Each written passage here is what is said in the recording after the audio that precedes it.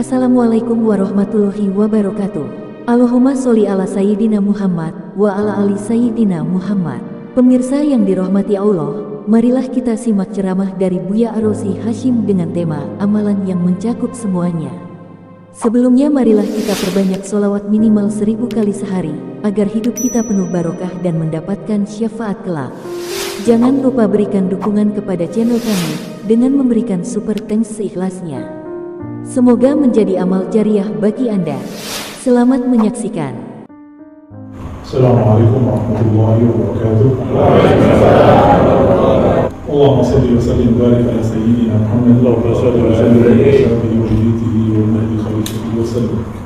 Ini mengaji akidah, fikih, tasawuf, atau hadis? Tasawuf. Baik. Suatu kali Rasulullah SAW didatangi seseorang dan dia bertanya, wahai Rasulullah, inna syara'i al-Islam qad kasurat alayya. Syariat Islam sudah terlalu banyak yang saya dengar. Bingung memulai dari mana. Tolong tunjukkan aku amalan yang mencakup semua itu. Lalu baginda Rasulullah SAW mengatakan, la yazalu lisanuka rataban bidzikrillah.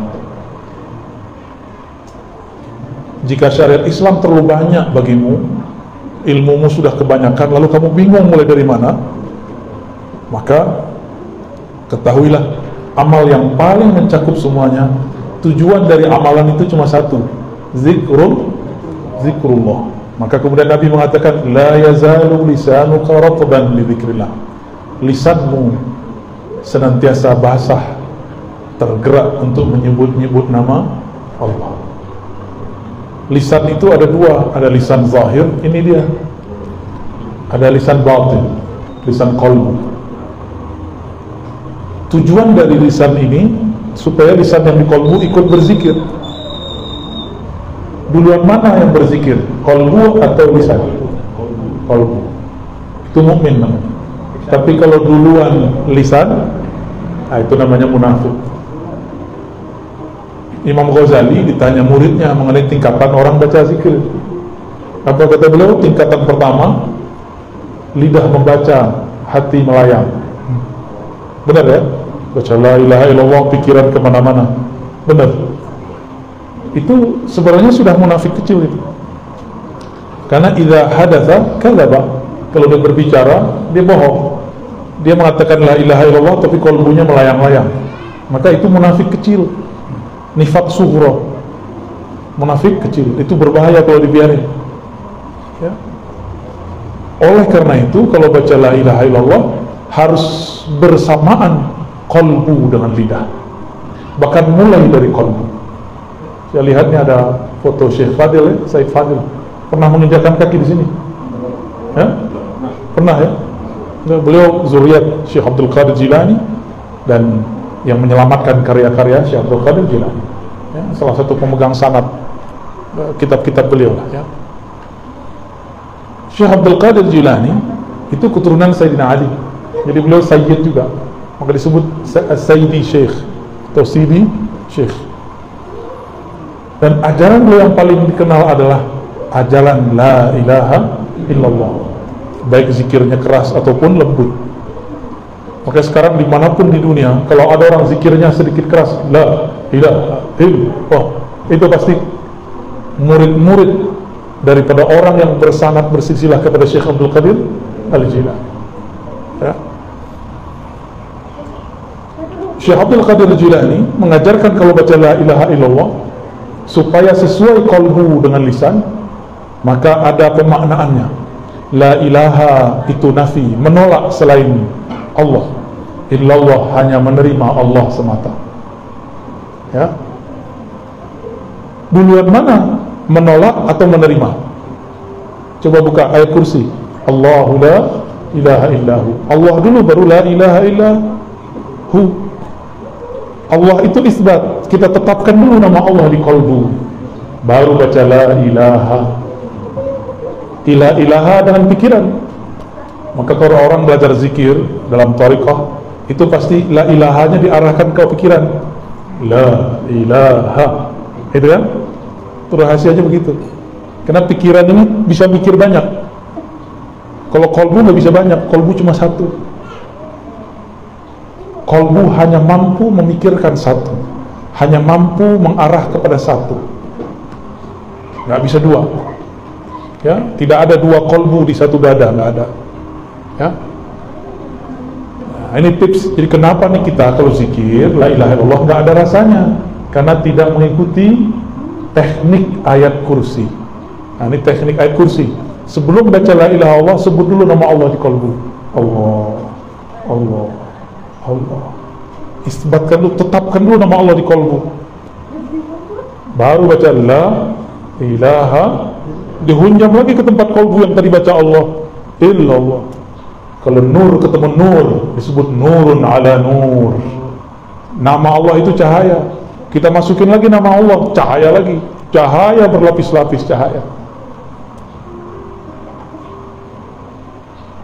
Kira-kira begitu. Ini tips supaya berangkat dari zikir munafik menjadi zikir mukmin.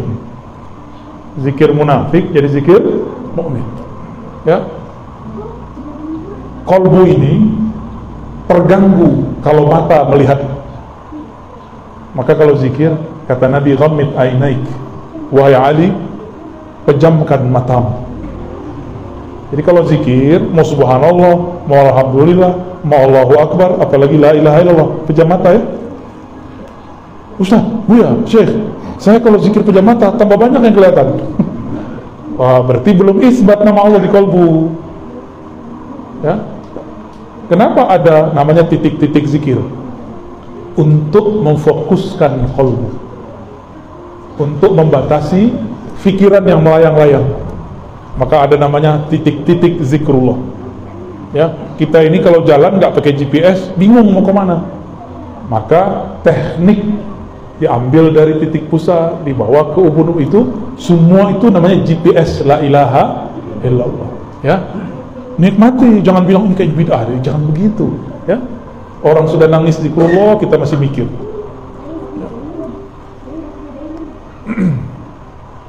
Suatu kali Nabi bercerita, nanti kelak di akhir masa, yaitu hari kiamat, pada masa hisab dan mizan, ada seorang hamba dalam track record hidupnya tidak pernah berbuat baik secara zahir. Ketika dihisab, semua laporannya disebut sijilat, lembaran-lembaran laporannya semuanya maksiat, maksiat, maksiat, maksiat, maksiat. Akhirnya ketika mau ditimbang, apanya yang mau ditimbang? Semuanya maksiat. Sepanjang mata memandang laporan, semuanya maksiat. Pohon lapor, dia maksiat. Binatang lapor, dia maksiat. Malaikat lapor, dia maksiat. Tanah lapor, dia maksiat. Dia diam aja, ini orang diam aja. Di dalam hatinya menyimpan satu rahasia. Ya. Malaikat azab, dalam hadis Imam Baihaqi dan Imam Tirmizi, dua riwayat ya, menyebutkan bahwa malaikat azab kemudian menarik dia untuk diseret masuk neraka. Maka dirantailah orang ini dengan rantai yang sudah disiapkan oleh malaikat azab. Tapi belum rantainya itu sampai, tiba-tiba Allah berkalam, wahai malaikatku yang sedang bertugas, ada satu hal yang belum kalian periksa, satu hal yang belum kalian timbang. Apa itu? Bedah isi dadanya, bedah isi kolbunya. Lalu malaikat pun membedah kolbunya, dikeluarkan ternyata jantungnya berdenyut menyebut nama Allah, Allah, Allah, Allah, begitu. Di riwayat Imam Tirmizi, itu jantungnya, kolbunya membaca la ilaha illallah, dan itu tertulis, ada nur di dalam kolbunya. Apa kata Allah? Tuh, catat, timbang. Dicatat oleh malaikat, ditimbang. Bahkan di riwayat itu dikatakan kolbunya diambil, jantungnya diambil, lalu langsung timbang. Apa yang terjadi? Yang tadi amal baiknya tiada waktu ditimbang, sekarang ketika kebenaran la ilaha illallah ditaruh, langsung begini, set. Oleh karena itu Allah pernah berfirman kepada Nabi Musa ketika Nabi Musa mengatakan, ya Allah ajarin aku zikir yang khusus. Allah mengatakan, kul la ilaha illallah, baca la ilaha illallah. Kata Sayyidina Musa, itu juga banyak yang amalin ya Allah. Jadi ternyata Nabi sama Allah itu udah kayak teman, ahlullah, keluarganya Allah, udah kayak teman. Ya Allah, ini kan biasa, Allah tetangga juga baca la ilaha illallah gitu. Ya, sama manjaan dengan Allah Subhanahu wa ta'ala. Lalu apa kata Allah? Musa, timbang langit dan bumi dengan kalimah la ilaha illallah. Itu masih berat kalimah la ilaha illallah. Maka Nabi Musa langsung sukut, langsung diem. Ya. Itu malaikat sama kayak Nabi Musa awalnya, nggak tahu. Ketika ditimbang semua kesalahannya hilang. Masuk surga apa neraka? Masuk surga. Karena ternyata di dalam darahnya mengalir lafaz la ilaha illallah. Di sini Kiai ada zikir jamaah ya, la ilaha illallah ya? Takian ya? Takian dari jalur Madiun. Kiai Ansari. Oh, sama Opik berarti ya? Sahabat saya Opik. Beberapa bulan lalu beliau mengabarkan saya, itu mursyid saya ya, Abah Ansari ya. Jalurnya ke Kiai Usman ya, Ishaqi. Ya, ketemu sanad kita di atas. Orang kalau mengerti sanad, dia bersaudara, maka kita bersaudara. Ketemu di Syekh Ahmad Khatib Sambas, ketemu di Syekh Nawawi Al-Bantani ya, ketemu di Syekh Maulana Khalil Bangkalan, ketemu di Syekh Hashim Asy'ari, ketemu. Jadi ahlul ilmi, orang-orang yang berilmu, mengerti sanad, mengerti silsilah, dia bersaudara. Orang bersaudara ya tekar-tekar dikit ya diislah ya, nggak boleh dipanas-panasin. Anak-anak ini dia biarin dengar aja, kalaupun dia berisik, dia belum ngerti apa yang kita omongin ya, nggak apa-apa, nanti mereka dapat berkahnya. Saya kan dulu kayak mereka ya, bengong, ini ngomong apa sih, tapi dengerin aja. Tapi sekarang saya paham yang diomongin orang dulu ya. Umur berapa deh? Lupa umur ya? 12. Saya umur 12 sudah belajar tarekat samaniyah ya, sudah tahlil, udah hilang. Kalau tahlil saya nggak ada lagi sama badan saya seumur ini. Tarekat samaniyah, qadiriyah, khalwatiyah, tarekatnya Abah Guru Sekumpul ya. Ketemu sanadnya nanti di Syekh Abdul Somad dan Syekh Arsyad Al-Banjari, Abdul Somad Palembani, Syekh Arsyad Banjari. Ketemu lagi di atasnya Syekh Muhammad bin Abdul Karim As-Samani ya, Al-Madani di Madinah. Seumuran ini Pak. Saya bilang ke bapak saya, jadi bapak saya itu nyimpan buku-buku tasawuf, buku akidah, buku-buku unik lah, disimpan di suatu lemari. Bapak saya bilang, jangan baca buku ini.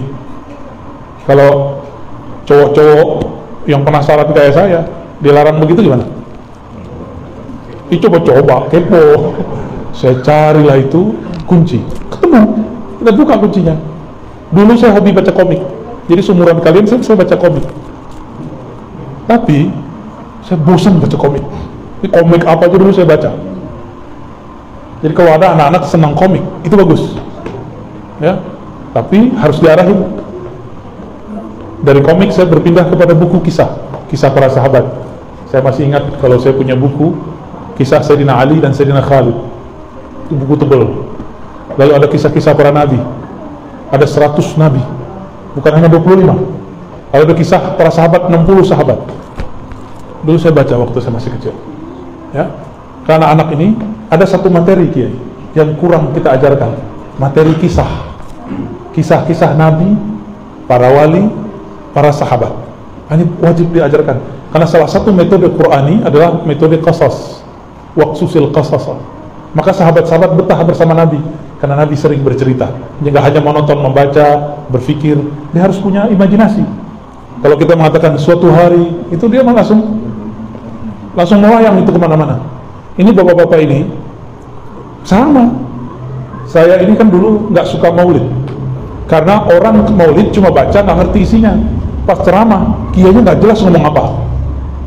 Terus sekali saya ketemu ada kiai, ketika dia maulid, dia berkisah. Oh, ini yang benar nih, yang berkisah. Kita terbawa ke alam sana.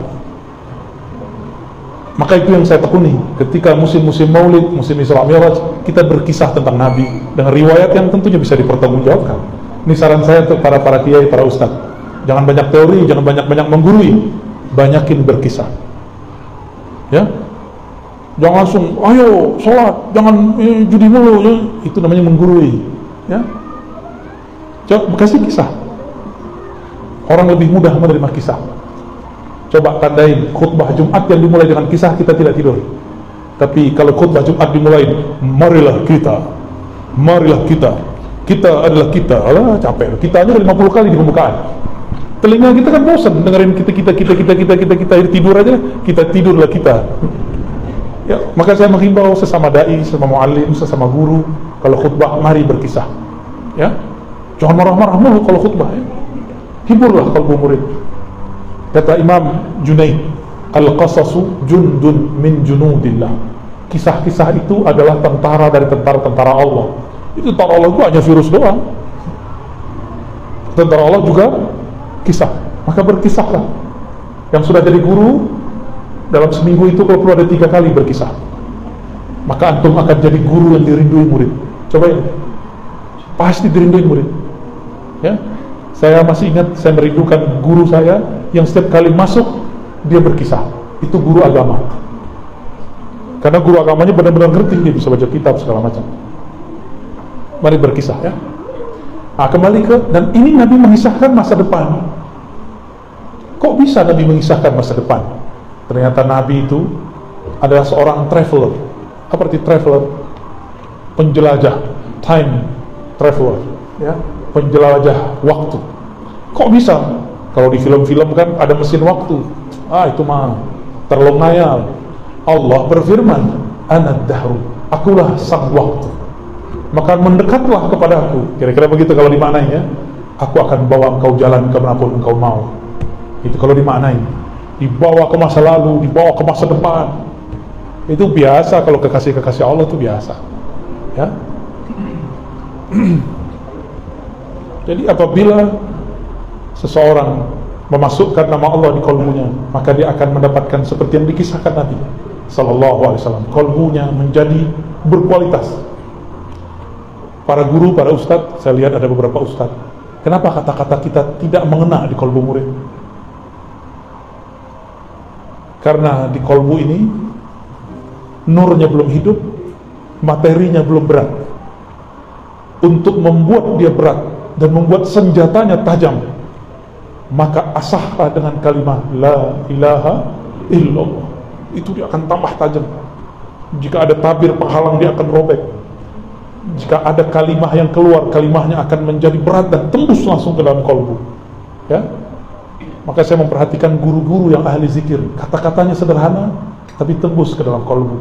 Padahal yang dia katakan sama seperti yang dikatakan orang lain. Tapi kenapa ketika guru ini yang ngomong, kok enak di kolbu? Ternyata dia kolbunya penuh isi. Maka ketika dia menembakkan kalam-kalam, di situ ada isi kalimatullah, ya, masuk ke dalam kolbu kita, menjadi sesuatu energi yang luar biasa.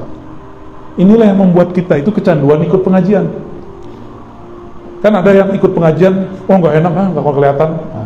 Ada yang ikut pengajian, emang dia butuh, dia rindu. Karena dalam kalam-kalam guru yang kolbunya bercahaya, itu ada penerang kalau kita masuk. Di dalam kalamnya ada sesuatu rahasia yang berat. Jika masuk ke dalam kolbu kita ikut menjadi berkualitas. Kita ini sering nabung duit, benar ya? Benar. Orang kalau banyak tabungannya bisa bagi-bagi nggak? Bisa bangun rumah? Bisa beli apa aja? Sama. Orang kalau sering nabung kalimah Allah di kolbu, dia punya tiket khusus kepada Allah. Ya. Dia mau apa aja, tinggal tabungan nama Allahnya dia pakai. Ya.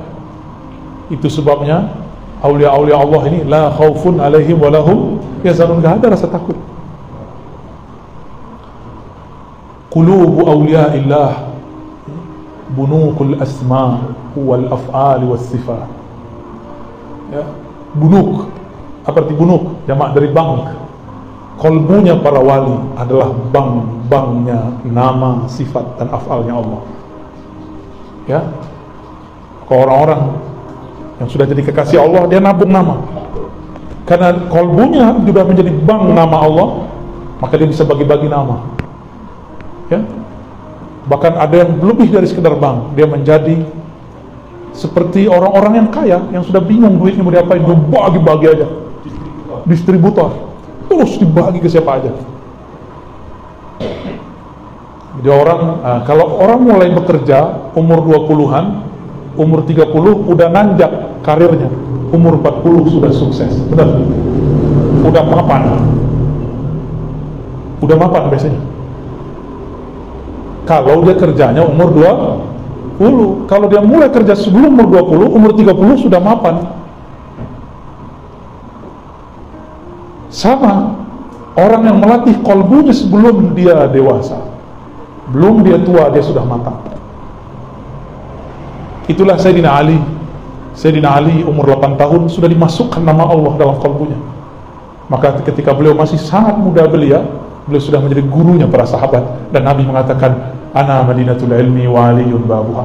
Aku kota ilmu, gudang ilmu, sumber ilmu. Kalau mau masuk lewat Ali, Alilah pintuku. Maka tidak ada sekarang thariqah kecuali lewat Sayyidina Ali. Atau thariqah Naqsyabandiyah lewat Sayyidina Abu Bakar, tapi juga lewat Sayyidina Ali. Sanad sahihnya lewat Sayyidina Ali, sanad ruhaninya lewat Sayyidina Abu Bakar. Karena kalau pakai sanad Sayyidina Abu Bakar ada 3 riwayat terputus secara jasad, tapi terhubung secara rohani. Namun kalau lewat Sayyidina Ali ada 2 cabang dan dua-duanya muttasil, nyambung. Ya, kalau dalam ilmu hadis terputus lemah, tapi dalam ilmu tasawuf jika nyambung secara rohani dia tidak lemah, malah tambah kuat. Ditambah sanad yang tersambung kepada Sayyidina Ali. Inilah beruntungnya kita. Jadi Bapak Ibu, ini rahasia kita aja ya, walaupun ada yang rekamnya. Ahlus sunnah itu jangankan ilmu yang besar, Al-Quran yang banyak itu ayatnya, satu kalimat la ilaha illallah aja ada sanadnya. Satu kalimat la ilaha illallah ada sanadnya. Bahkan dipecah kalimat huwa itu ada sanadnya. Allah ada sanadnya. Zikir hayy ya hayyu ya qayyum itu ada sanadnya semua. Apalagi Quran, apalagi sholat, apalagi ilmu ma'rifat, bersanad semua. Nggak ada yang bersanad kita. Saya jenggot aja ada sanadnya nih Pak. Kenapa saya berjenggot sedikit Pak? Nggak sepanjang Bapak itu ya. Sepanjang Bapak itu jenggot saya jadi ke timur, la syarqiyah wala gharbiyah dia. Nggak ke timur ke barat, nggak jelas ya. Susah bisa punya serapi itu tuh ya. Ini jenggot saya pertahankan karena dulu kita dalam ijazah guru saya jarang berjenggot, tapi giliran memuridkan hadis jenggot beliau panjangkan sedikit. Karena ada namanya ijazah al-musalsal biqabdil lihyah, ijazah hadis sebagaimana dulu Nabi pernah memegang jenggotnya lalu Nabi ngomong, maka guru saya menyampaikan hadis itu sambil memegang jenggotnya walaupun cuma jenggotnya dikit. Itu ada sanadnya. Nanti minta ke guru Jailani ya.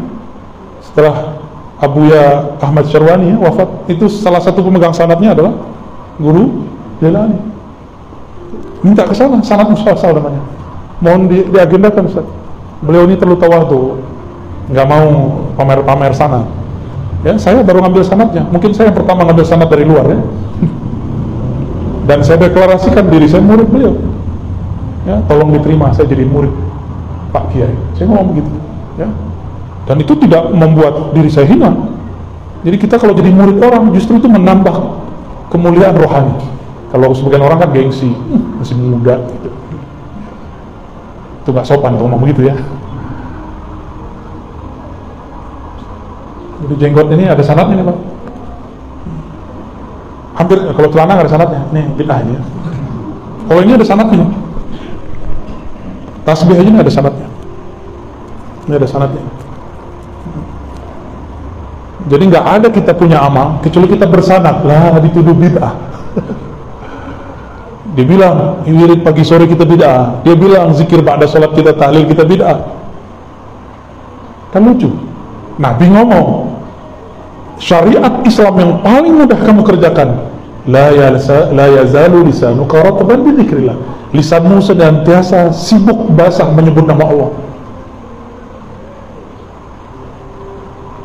di akhir surat Al-Jumu'ah. Gimana ayatnya?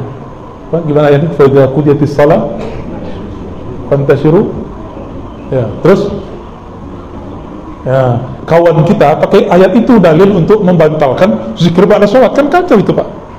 No, ayatnya, apabila selesai sholat Jumat, maka langsunglah kamu bertebaran mencari rezeki Allah. Ya salam. Kalau mau berdalil jangan pakai terjemahan. Ya, kita mentafsir saja itu ada sanadnya, disebut tafsir bil ma'thur. Gak boleh asal-asal ngomong. Jika selesai sholat fantashiru, maka bertebaranlah. Ini dalil bahwa ba'da sholat gak boleh berzikir. Bid'ah mimpin zikir. Kata kawan, kita tanya sama dia, boleh gak mentakwil, mentaksir dengan ro'yu dan akal pikiran? Oh, gak boleh. Kita tanya balik, kamu tahu tafsir itu dari mana? Oh, itu dari teksnya. Berarti dia pakai akal-akalan. Yang ngerti makna ayat ini siapa? Rasulullah Sallallahu Alaihi Wasallam. Rasulullah pada sholat Jumat langsung bertebaran atau zikir dulu? Zikir dulu. Tapi ada dua riwayat yang berbeda. Sayyidah Aisyah punya riwayat, beliau tinggal di rumah. Kata Sayyidah Aisyah, Nabi kalau pada sholat baca istighfar, lalu Allahumma anta salam dan balik. Kata Sayyidah Aisyah.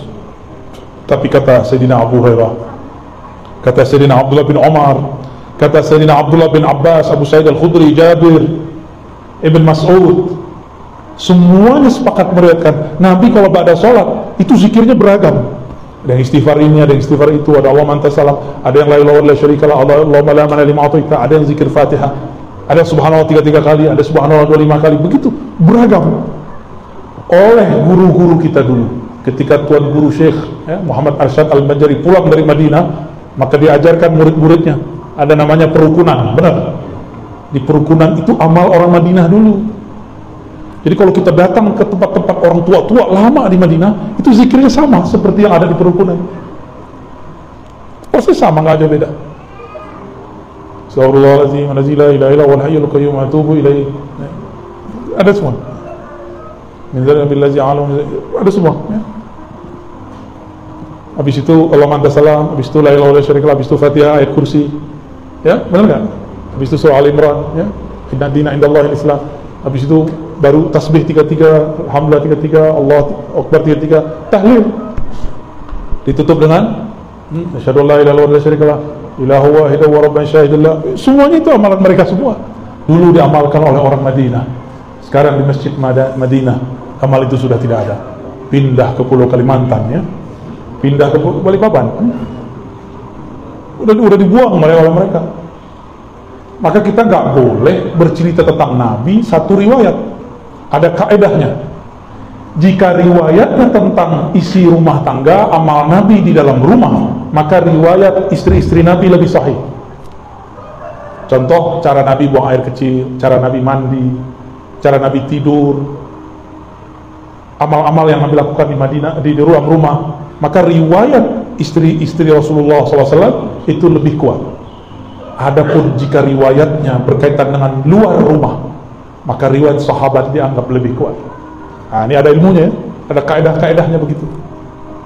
Al-Imam Al-Hazimi, Abu Bakar Al-Hazimi, Al-Hafiz Al-Syafi'i, itu punya kitabnya Al-I'tibar fil Nasikh wal Mansukh. Beliau menyebutkan 50 cara menyelesaikan riwayat-riwayat yang berbeda-beda. Salah satunya ketika Aisyah mengatakan Nabi baca astagfirullah, Allahumma anta salam, lalu pulang dengan riwayat dari sahabat-sahabat yang lain. Itu beliau punya kaidah bahwa yang kuat adalah zikir yang banyak. Tapi sesekali jika sibuk beliau selesai langsung pulang. Ya. Kalau orang sering menyebut-nyebut nama Allah, maka nama Allah itu menjadi kredit, menjadi kekuatan, menjadi tabungan dalam kalbunya. Jika dia sudah menabungnya lama, berdisiplin, maka satu nama masuk ke dalam kalbu, Allah beratkan 10 kali. Satu nur masuk ke kalbu, Allah lipat gandakan 10 kali. Orang ini kalbunya nanti akan lebih terang daripada orang lain. Ya, lebih terang. Orang ini kalau punya kalamnya lebih berat, lebih terasa daripada orang lain. Kira-kira itu. Ini masih jam 11 saja nih, Kiai. Loh, kebalikan 11. 1 tambah 1 sama dengan 2. Ya. Selisih ini sudah disyahadatkan. Syahadat orang Balikpapan udah. Itu jam akhirat kali ya. Terakhir ada satu hadis Nabi Shallallahu Alaihi Wasallam mengatakan, ketika aku naik ke alam malaikat, disebut malakut, tiba-tiba aku mendengar ada malaikat berzikir. Ya? Apa zikirnya? Subhana Rabbiyal Azim Alhamdi. Ada lagi Subhanallahil Azim, Subhanallah bihamdi, Subhanallah bihamdi, Subhanallah azim. Itu diulang-ulang. Subhanallah azim, diulang-ulang terus. Jadi ternyata ada malaikat dari awal dicipta zikirnya satu aja. Subhanallah bihamdihi, Subhanallahil azim. Itu jadi zikir kita kan? Itu zikir malaikat di alam malakut, di alam malaikat. Malaikat itu nggak minum ini, minumannya zikrullah. Malaikat itu nggak makan daging, nggak makan ikan, dia makan zikrullah. Maka kalau ada majelis ilmu, majelis zikir, itu malaikat dari langit turun ke bawah, itu kenyang, dia bukan main.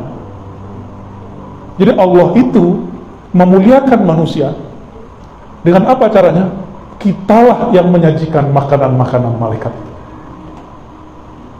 Bid'ah nggak ngaji begini? Jadi lebih mulia siapa sebenarnya? Yang ngestok makanannya malaikat kita sebenarnya, ya? Itulah rahasianya. Ini rahasia kita yang kedua, yang terakhir.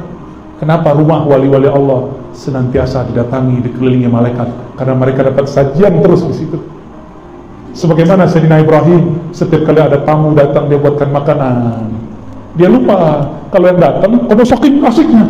Beliau ini hore, kalau ada tamu, beliau girang sekali masak untuk tamu.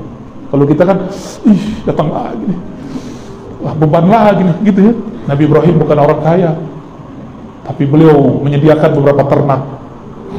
Kalau ada tamu datang, dia gulai, dia kebuliin, kira-kira gitu loh sarannya. Beliau langsung masak dengan tangannya. Ternyata satu kali yang datang 3 orang itu bukanlah manusia. Sudah dihidangkan nasi, makan, kebuli, kira-kira begitu. Nggak disentuh, malaikat minat nggak sama nasi, minat nggak sama gandum, minat nggak sama daging, sama janda aja dengan minat, sama gadis aja dengan minat. Itu malaikat. Kalau kita mah minat-minat aja kan, karena kita bukan malaikat. Karena baru asik, di situ baru sadar. Jadi, rutinitas kita kadang membuat kita terhalang daripada memandang rahasia-rahasia. Maka saya apresiasi siang-siang bolong begini, jam kerja masih pada datang ke majelis ya. Bang ngantuk-ngantuk lagi, tidur lagi ya. Aji, itu ruh antum yang bawa sini tuh. Ya. Kalau ruhnya nggak hidup nggak mungkin datang siang-siang begini. Kalau orang yang akalnya lebih kuat dia ngomong, ngapain sih siang-siang bolong ngaji? Ini yang punya Darul Ihsan ini aneh nih. Pasti gitu ngomongnya. Ya, saya sibuk, enakan tidur kan jam segini. Habis makan enakan tiduran ya? Ya, molor. Enakan rebahan. Ya. Tapi ruh kita mengajak yang lain. Nah, orang-orang seperti ini didatangi malaikat. Ini amalan Nabi, amalan malaikat. Malaikat mau tugas mau menghancurkan kaum Bani Lut. Nabi Lut itu masih anak pamannya Nabi Ibrahim. Maka ini malaikat nih, malaikat loh, malaikat Jibril, pemilik jenderal bintang 4-nya malaikat, turun sawannya sama Nabi Ibrahim, sawan dia. Maka ini sunnah. Kalau kita sampai di satu negeri, satu kampung, kita bilang kepada orang yang membawa, bawa saya kepada kiai tua, kiai sepuh, ulama bersanad. Ini sunnah. Ya, terima kasih tadi panitia ya sudah membawa saya kepada Kiai Jailani, ya, pewaris sanadnya Kiai Ahmad Syarwani dan anak-anak beliau tadi, ponakan beliau tadi. Ya, Al-Banjari tadi namanya. Syukran. Semoga pesantren ini dapat keberkahan Kiai. Ya, amin. Amin ya rabbal alamin. Ya, wassallallahu ala Muhammad. Silakan kalau ada, silakan dipilih ya. Antum Sundawi atau Jawi? Oh, pindah di Sunda. Tapi nama Kiai Adi Mulyono. Sok, Jawi. Lah Sundawi. Ya, baik. Assalamualaikum warahmatullahi wabarakatuh. Assalamualaikum. Saya nama Haji Yuswanto, namanya. Jawa ini. Yuswanto. Ya orang Wong Jawa. Jawi. Jawi Trenggalek. Trenggalek. Oh, Trenggalek. Dengan dia saya mengikuti kajian akhir zaman itu. rohani, kolbu yang saya mengikuti. Insya Allah setiap malam saya tapi ada sedikit yang saya mau sampaikan. Juga kami sebelum ke situ saya mau sedikit ini tadi di awal tentang Islam umat Islam ya. Jadi saya nggak bisa kalau Islam karena sudah banyak yang tahu tentang Islam itu sebenarnya apa yang dipisahkan. Tadi banyak yang dipisahkan tentang orang yang maksiat, ahli maksiat.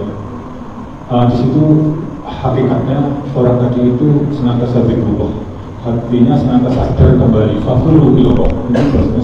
Ihsan adalah ilmu yang sudah dirasa. Maka kalau dia sering menyampaikan kenali dirimu sebelum mengenal Tuhanmu, itu ada di dalam diri yang sadar kembali kepada Allah. Seperti itu. Jadi insya Allah kajian Abuya ini bagi orang-orang yang sudah mengkaji tentang rohani akan sampai. Tapi kalau tidak sampai, kita perlu jaga. Kita harus mohon hidayah kepada Allah. Karena yang menyampaikan hati tersebut tadi adalah hidayah. Hidayah itu apa? Ampunan. Maka kenapa hati kita ketika kita tidak bisa tercapai kepada kejernihan ini? Karena masih ada hijab. Hijab itu adalah dosa-dosa di diri kita sendiri. Oleh karena itu saya sebenarnya ingin sekali komunikasi nanti kalau memang ada waktu untuk kajian Buya yang sering menyampaikan tentang Al-Mahdi.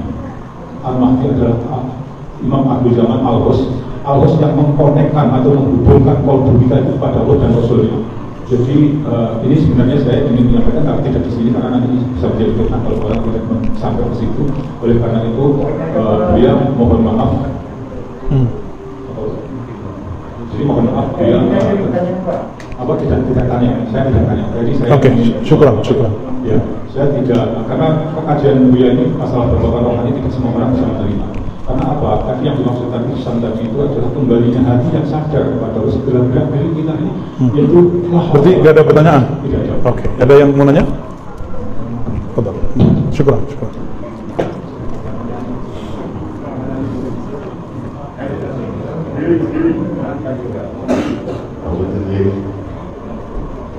Assalamualaikum warahmatullahi wabarakatuh. Assalamualaikum. Perkenalkan nama saya Tajam Tampan yang tidak lagi membujang supaya tidak takut. Ini pasti NU ya. Kamu di promote dan bersama di depan karena ada kayak saya di depan saya, jadi saya menentangnya. Tapi perkenalkan saya di NU jabatannya banyak Bu ya. Jadi salah satunya dia bagian penghibur di hati-hati yang gelisah. Tadi banyak yang gelisah Bu ya. Baik, saya tidak bertanya tapi mohon doa restu dan dukungannya terutama barokah dari Abuya, Dr. Amrazil Hashim dan juga terutama guru-guru kita yang hadir di majelis taklim yang penuh barokah ini. Dan juga saya secara pribadi bangga sebagai orang awak ini gini ada darah Minangnya juga. Dan alhamdulillah istri saya asli orang awak, orang Solo banyak. Jadi alhamdulillah ada orang awak yang ganteng, ilmunya berbobot, sanatnya sampai kepada baginda Nabi Muhammad SAW. Baik, minta doa restunya karena tadi perjalanan ketika saya menjemput saudara saya Pak Haji Firudin, saya ditelepon ketua RT 10 bahwa ini adalah klimaks bahwa akan diadakan rapat besar dua warga RT 10 dan RT 11 di mana Masjid Babus Salam di bawah naungan Kelurahan Gunung Samarinda itu akan dikembalikan amaliyahnya ke amaliyah Nahdlatul Ulama. Allahumma sholli ala sayyidina Muhammad. Karena terus terang Masjid Babus Salam itu adalah masjid saya kecil 35 tahun dikuasai oleh Wahabi, tapi ketua yang pertama masih dapat merangkul, jadi tidak ada gesekan. Baru-baru ini ketua yang pertama wafat dan diganti oleh pemahaman yang luar biasa kerasnya dan melarang warga-warga untuk yasinan dan sebagainya. Maka warga Nahdliyin di sekitar Masjid Babus Salam tersebut berontak. Maka insya Allah tidak lama lagi akan terjadi rapat besar kedua RT tersebut. Itu saja. Terima kasih. Mohon maaf yang sebesar-besarnya. Wallahul muwaffiq ila aqwamit thoriq. Wassalamualaikum warahmatullahi wabarakatuh. Assalamualaikum. Nanya atau apa? Oke. Assalamualaikum ya. Mudah-mudahan semoga Buya sehat dan selalu sehat. Buya, saya ada satu pertanyaan. Mudah-mudahan pertanyaan ini manfaat buat diri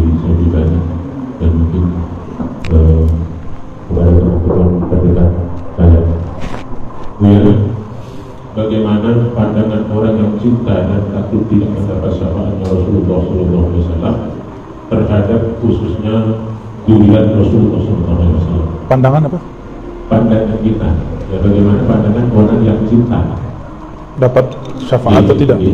Dan takut Tidak dapat tidak syafaat. mendapat syafaatnya Rasulullah SAW terhadap khususnya durian Rasulullah SAW. Karena begini ya, mohon maaf, artinya yang saya dengarkan habaib ini bukan kami. Habaib ini tidak langsung, karena yang langsung adalah Rasulullah. Nah, mohon maaf, satu ungkapan dari hati nurani saya bilang, saya dari dulu memandang karena di dalam tubuh dunia Rasulullah itu mengalir dari Rasulullah. Mohon penjelasan beliau. Bismillah, mohon maaf. Assalamualaikum warahmatullahi wabarakatuh. Nabi memerintahkan ahibbu ahla baiti hubban, cintai ahlu baitku karena cinta kepadaku, karena di darahnya ada darahku. Cinta aja, bukan berarti harus ikut dia. Kan Habib ini Sayyid ya. Sayyid itu kalau nggak ngaji ya jahil juga. Sayyid kalau nggak bermakrifat ya jadi musuh Allah bisa. Ada Sayyid murtad, ada, saya kenal beberapa. Ada, serius. Ada yang ateis juga. Ada main-mainin Quran juga ada, dia nggak percaya dia. Tapi kebanyakan kan ada darah nur yang mengalir dalam dirinya. Makanya para sayyid ini mudah sekali terpanggil kepada Allah Subhanahu wa ta'ala.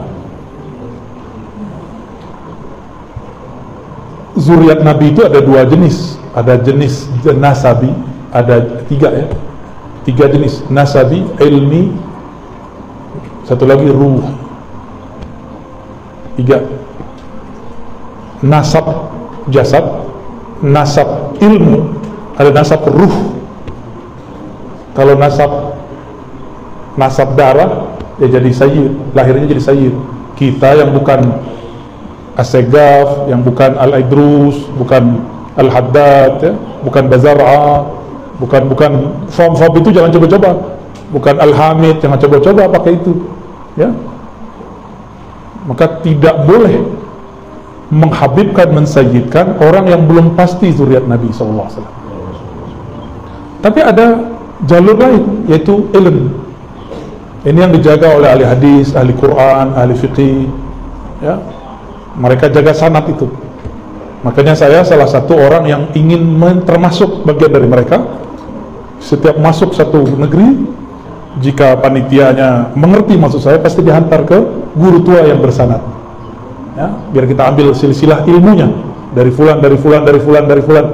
Jadi kalau sanad nasab darah bin binti binti. Kalau ini an dari fulan, dari fulan, dari fulan, dari Rasulullah SAW. Ada satu lagi ruh. Kalau ruhnya langsung Rasulullah.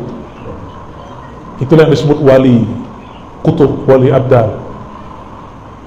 Ruh langsung ke Rasul. Ya. Kalau ulama cuma dapat nurnya. Kalau ini langsung ruhnya, pangkat kewaliannya, al-aqtab, kutub, ataupun jadi di depannya itu bukan Habib, al-kutub atau al-abdal ya, waliullah itu. Tapi itu nggak boleh digede-gedein ya, jangan ditulis spanduk al-kutub kiai apa Sontoloyo, jangan coba-coba, nunggu mati itu ya. Jangan klaim sayyid aja nggak boleh kalau bukan sayyid, apalagi klaim wali pada belum jadi wali. Wali ngerti dia wali ya, tahu dia pengangkatan diri, jadi tahu dia wali kota jadi angkat ya.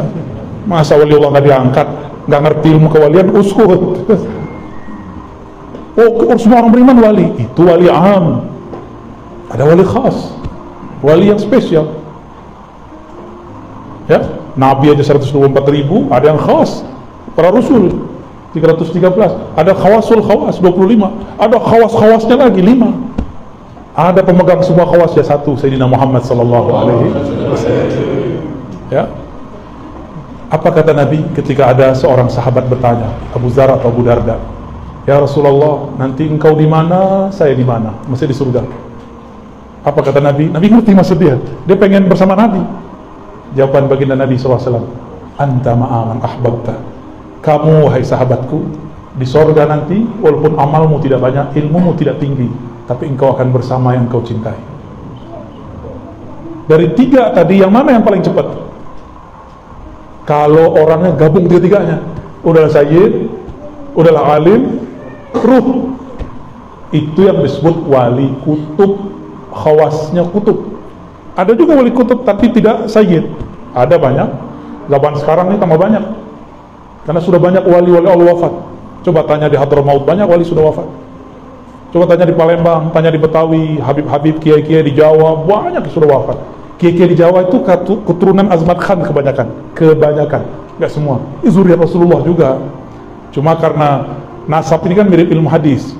Jika tidak kuat, maka hadisnya dhaif, maka sayyidnya dhaif. Paham maksudnya? Jadi ada orang Azmat Khan, dia tidak bisa membuktikan sanadnya nyambung, maka dia sayyid munqati'. Sayyid tapi jalurnya terputus, maka sebenarnya nggak boleh disebut sayyid. Mending nggak usah, berbahaya. Tapi jika bisa membuktikannya, sebut, ya, boleh tulis namanya sayyid. Jadi cintai wali, jangan cintai saja seorang ahli nasabnya dia nggak cukup, tapi nur yang ada dalam dirinya. Karena engkau cinta kepadaku, cintailah mereka. Jadi jangan fokus ke mereka, fokusnya ke nabinya. Karena Habib ini macam-macam juga, ya. Ada Habib bertorikot, ada Habib anti torikot, ada Habib pergerakan, ada Habib beda pergerakan, ada Habib A, ada Habib B, semuanya Habib. Ya, jangan dikira kalau ada seseorang anti dengan pergerakan satu Habib terus dia anti Habib, enggak. Dia mungkin punya Habib yang lain. Ya, benar nggak? Ya, Habib Fulan udah beda sama Habib Fulan. Kalau kita sedang sama salah satunya, bukan berarti kita anti yang lain, enggak. Nah, ini harus digarisbawahi, ya.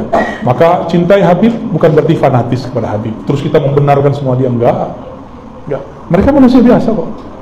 Bedanya di dalam dirinya ada damun Nabi. Selama masih ada tiga golongan ini di bumi, tidak terjadi kiamat. Tiga, ya. Ahlul bait, ahlul ilm, ahlul ruh.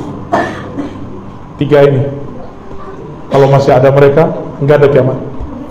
Ya, wallahu a'lam bis-shawab. Cukup. Ada ibu-ibu satu. Oke, satu ya, silakan.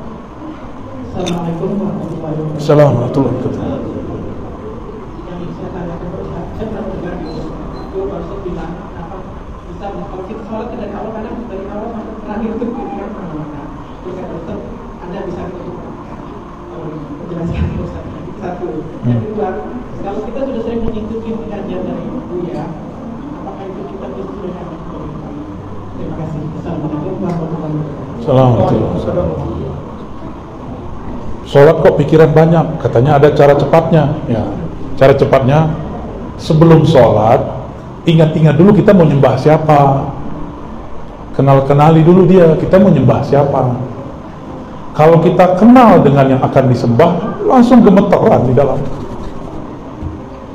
Karena kita nggak kenal siapa yang kita sembah, maka kita banyak pikiran. Ini siapa ya? Siapa aja banyak yang datang. Jadi kenali yang disembah, pasti engkau khusyuk dalam beribadah. Gitu ya? Gitu Bu ya, ringkasnya gitu. Lalu gimana caranya? Ya datang dong ke ahlinya. Tidak semua kiai itu ahli ma'rifat. Ahli ma'rifat cuma wali Allah. Wali Allah itu ada yang terkenal, masyhur, ada yang mastur. Pintar-pintarlah mencari. Karena kita tidak mengerti, tanyalah kepada Allah. Sholatlah istikharah, sholat hajatlah, nanti Allah kasih unjuk. Ya, bertanya kepada yang alim. Kalau enggak, ntar sholat khusyuk dikira menerjemah.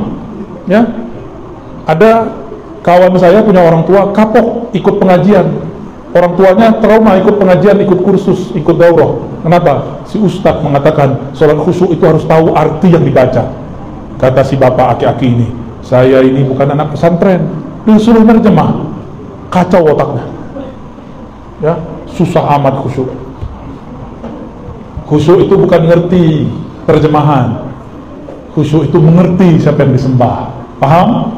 Ya, mengerti siapa yang disembah, bukan mengerti apa terjemahan. Kalau terjemah di otak, kalau mengenal yang disembah di dalam ruh, di dalam qalbu. Ya. Yang kedua, diakui nggak jadi murid online? Ya diakui, tapi online-nya. Lewat YouTube ya YouTube ya. Yang penting nontonnya, ngajinya lewat channel yang diizinkan. Kan banyak juga yang motong-motong. Ya, yang saya izinkan itu sekarang ada beberapa. Ada Ribat Naurania, ada Cafe Rumi Jakarta, ada Al Badr, ya. Ada beberapa saya izinkan. Saya sendiri belum punya channel pribadi. Mungkin ke depan kita buat sendiri. Ya, udah banyak request biar nggak tabrakan katanya ya. Insya Allah nanti kita buat biar lebih fokus. Insya Allah. Jadi sah sebagai murid. Karena dulu guru-guru kita kalau nggak bisa ketemu mereka kirim surat, minta ijazah kitab, ijazah ilmu, lalu dikirim. Syekh Yasin kirim surat kepada seorang syekh di India. Syekh dari India kirim surat kepada syekh di Maroko, lalu dibalas. Dulu sosial medianya surat, sekarang sosial medianya lebih mudah. Maka seharusnya berguru dan menjadi murid di zaman ini kesempatannya lebih besar. Tapi sesatnya juga lebih besar. Karena terlalu banyak guru di YouTube. Maka dia menjadi wali al-YouTubiyah, bukan wali al-Qutbiyah.